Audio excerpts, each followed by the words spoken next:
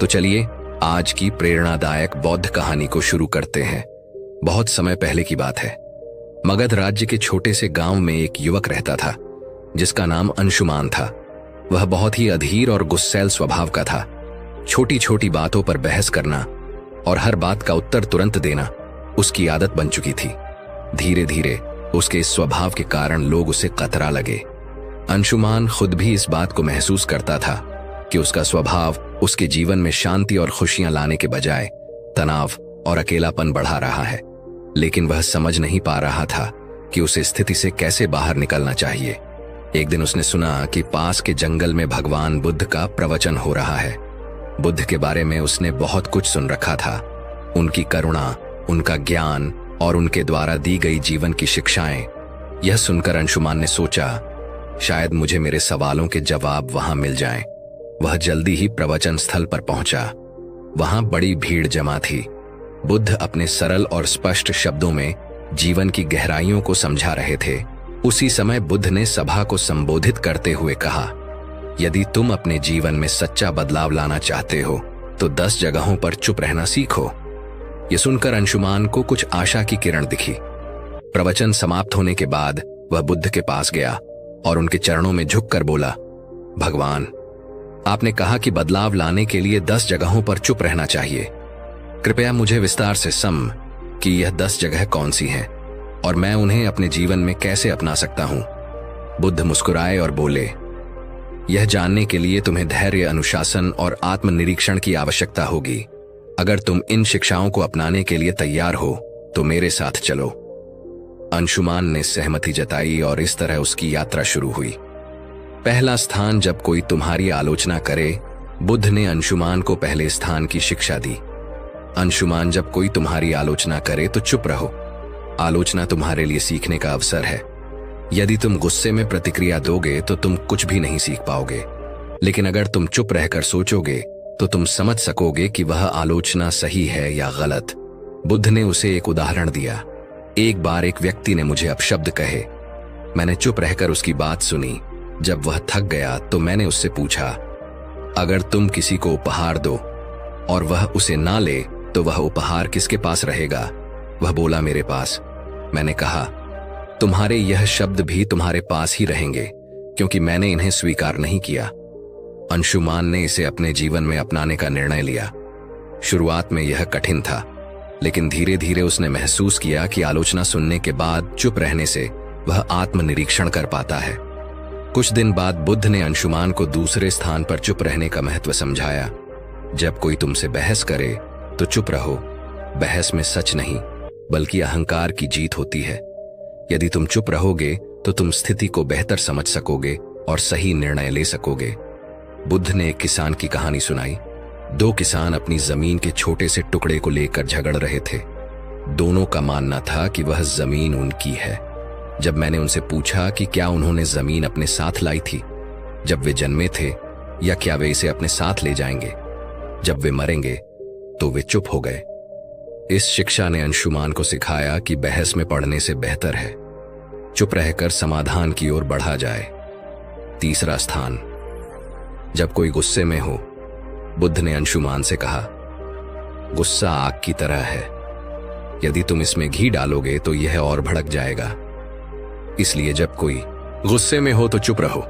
उसकी गुस्से की ऊर्जा खत्म हो जाएगी। इसके लिए उन्होंने एक कहानी सुनाई। एक राजा ने अपने मंत्री को गुस्से में फांसी की सजा सुनाई। मंत्री ने कुछ नहीं कहा। अगले दिन राजा को पछतावा हुआ और उसने मंत्री को माफ कर दिया।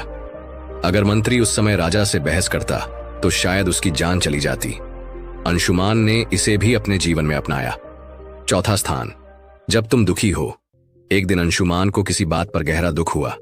उसने बुद्ध से कहा, भगवान, मैं इस पीड़ा को सहन नहीं कर पा रहा। बुद्ध ने कहा, जब तुम दुखी हो तो चुप रहो। दुख तुम्हारे भीतर के बदलाव का द्वार हो सकता है। चुप्पी में तुम्हें अपने प्रश्नों के उत्तर मिल सकते हैं। बुद्ध ने उसे यह भी बताया कि दुख तुम्हें मजबूत बनाता है, बशर्ते तुम उसे समझने की कोशिश करो। 5वां स्थान, जब कोई हुए। बुद्ध ने अंशुमान से कहा, जब कोई तुम्हें जानबूझकर उकसा तो चुप रहना ही सबसे बड़ा उत्तर है। यह तुम्हारी शक्ति और धैर्य को दर्शाता है। उन्होंने एक साधु की कहानी सुनाई। एक बार एक साधु को गांव के लोग परेशान करते थे, लेकिन वह साधु हमेशा शांत रहता था। धीरे धीरे गांव वालों ने उसे तंग करना छोड़ दिया।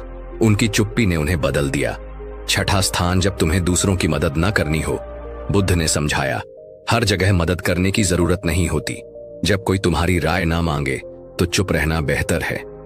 यह शिक्षा अंशुमान के लिए बहुत उपयोगी साबित हुई। सातवां स्थान, जब तुम्हें अपने ज्ञान पर घमंड हो। बुद्ध ने कहा, ज्ञान विनम्रता का आभूषण है। यदि तुम अपने ज्ञान का प्रदर्शन करोगे तो वह खोखला हो जाएगा। आठवां स्थान, जब कोई सत्य सुनने को तैयार ना हो। बुद्ध ने अंशुमान से कहा, सत्य का मूल्य तब तक नहीं होता जब तक उसे स्वीकार करने वाला तैयार ना हो। ऐसे में तुम्हारे शब्द व्यर्थ होंगे और तुम केवल अपना समय और ऊर्जा खो दोगे। फिर उन्होंने विस्तार से बताया, जब तुम किसी को सत्य बताने की कोशिश करोगे लेकिन वह अपने भ्रम या अहंकार में डूबा होगा तो तुम्हारे शब्द उसे असहज कर देंगे। ऐसे समय में चुप रहना ही सबसे बड़ा उपाय है। सत्य का बीज तभी फलेगा। व बुद्ध ने अंशुमान को एक कहानी सुनाई। एक राजा के दरबार में एक साधु आया और कहा, राजन, तुम्हारे निर्णय गलत हैं। राजा को यह सुनकर गुस्सा आ गया और उसने साधु को दरबार से बाहर फेंकने का आदेश दिया। साधु ने जाते जाते कहा, सत्य कहने का समय अभी नहीं आया। जब तुम्हारा मन इसे समझने के लिए तैयार होगा तब मैं लौटूंगा। वर्षों बाद राजा ने अपनी गलतियों से सीख ली और साधु को फिर से बुलाया।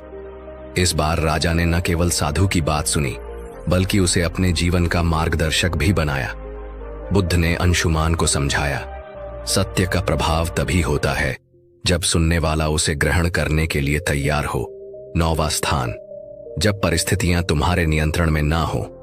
बुद्ध ने कहा, जीवन में कई बार ऐसी स्थितियां आती हैं जिन्हें तुम बदल नहीं सकते।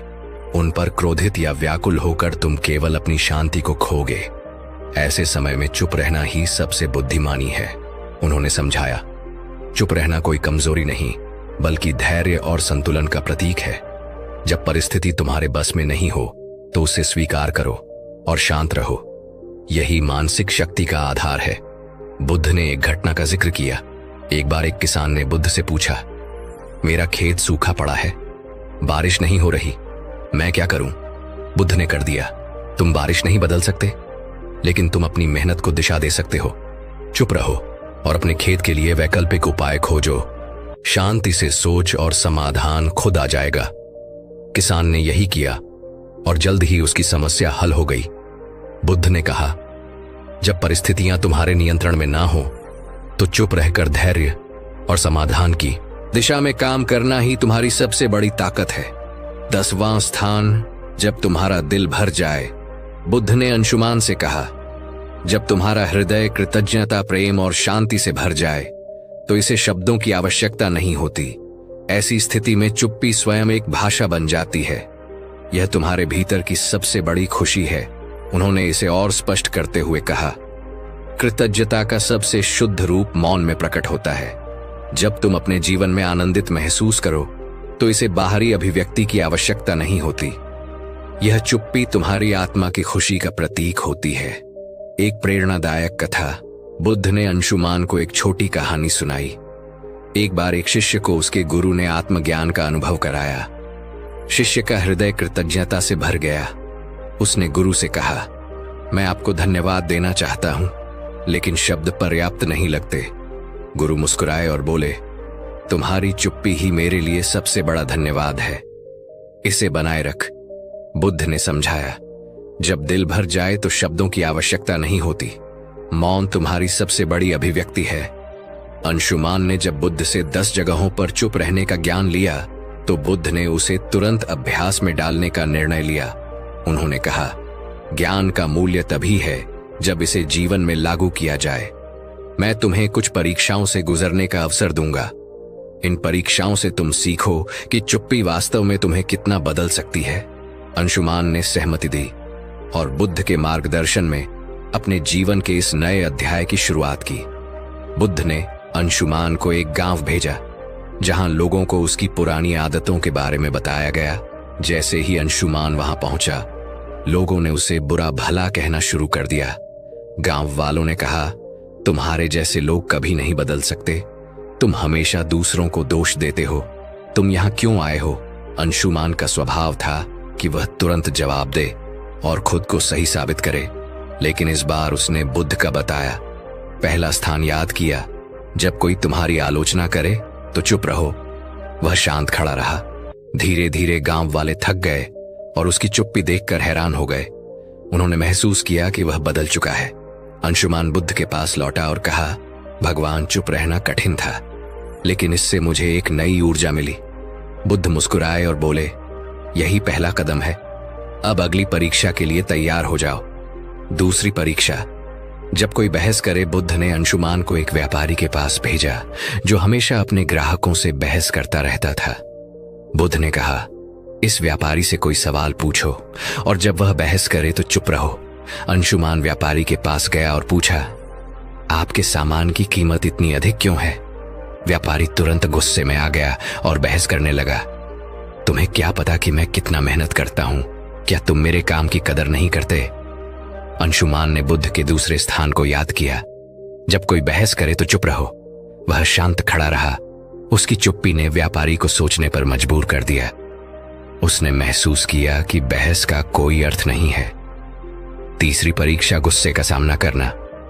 अब बुद्ध ने अंशुमान को एक ऐसे व्यक्ति के पास भेजा जो अपने गुस्से के लिए कुख्यात था। अंशुमान को उसके पास जाकर मदद मांगने को कहा। उस व्यक्ति ने गुस्से में कहा, तुम्हें मुझसे मदद चाहिए? तुम्हारी हिम्मत कैसे हुई?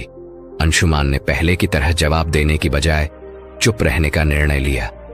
धीरे धीरे उस व्यक्ति का गुस्सा शांत हो गया। उसने कहा, तुमने मुझे जवाब क्यों नहीं दिया? क्या तुम डरे हुए हो? अंशुमान ने कहा, मैं आपके गुस्से को नहीं बढ़ाना चाहता था। उस व्यक्ति ने महसूस किया कि चुप्पी में शक्ति है। चौथी परीक्षा, दुख का सामना करना। अगली परीक्षा में बुद्ध ने अंशुमान को एक विधवा स्त्री के पास भेजा जिसका इकलौता बेटा हाल ही में मृत्यु को प्राप्त हुआ था। वह स्त्री अपनी पीड़ा में किसी से बात नहीं करती थी। बुद्ध ने कहा, उसके पास जाओ और बिना कुछ कहे उसकी मदद करो। अंशुमान उसके पास गया और बस उसके पास बैठा रहा। उसने कुछ नहीं कहा, लेकिन उसकी मौन उपस्थिति ने स्त्री को सांत्वना दी। उसने पहली बार किसी से अपनी कहानी साझा की और अपने दुख से उभरने का प्रयास किया। बुद्ध ने कहा, दुख में चुप्पी कई बार शब्दों से अधिक प्रभावी होती है। पांचवी परीक्षा, उकसावे का सामना करना। बुद्ध ने अंशुमान को एक ऐसे समूह के पास भेजा जो उसे उकसाने के लिए तैयार था। उन्होंने अंशुमान को अपमानजनक बातें कहीं, लेकिन अंशुमान शांत रहा। उसकी चुप्पी ने उन्हें हार मानने पर मजबूर कर दिया। परीक्षाओं के बीच अंशुमान ने बुद्ध से पूछा, भगवान, चुप रहना कैसे इतना प्रभावी हो सकता है? बुद्ध ने कहा, एक बार एक राजा ने एक साधु से पूछा, जीवन में सबसे बड़ी ताकत क्या है? साधु ने राजा को एक कटोरा पानी और तेल दिया। उसने कहा, पानी और तेल को मिलाने कोशिश की, लेकिन तेल पानी में घुल नहीं पाया। साधु ने कहा, चुप्पी तेल की तरह है, इसे आपसे अलग नहीं किया जा सकता। जब तक तुम इसे संभालोगे, यह तुम्हारी सबसे बड़ी ताकत रहेगी। अंत की परीक्षा, जब दिल भर जाए। अंत में बुद्ध ने अंशुमान को खुद से एक और परीक्षा लेने को कहा। उन्होंने कहा, जब तुम्हारा दिल खुशी और कृतज्ञता से भर जाए, तब चुप्पी को अपनाओ। अंशुमान ने महसूस किया कि जब वह अपनी सभी परीक्षाओं में सफल हुआ तो उसका दिल शांति और आनंद से भर गया। उसने बुद्ध के चरणों में झुककर कहा, भगवान, मैं बदल चुका हूं। अब मैं जानता हूं कि चुप्पी ही सच्चा ज्ञान है। यह कहानी हमें सिखाती है कि चुप रहना केवल बोलने से बचना नहीं है, यह एक आंतरिक शांति और समझ का प्रतीक है। बुद्ध की यह शिक्षा हमें अपने जीवन के हर पहलू में संतुलन और शांति लाने का मार्ग दिखाती है। जब हम बोलने की बजाय सुन और समझना सीखते हैं, तो जीवन वास्तव में बदलने लगता है। यह कहानी हमें सिखाती है कि चुप्पी सिर्फ शब्दों का अभाव नहीं, बल्कि आत्मा की भाषा है। चुप रहना सीखो, यही सच्चा बदलाव है।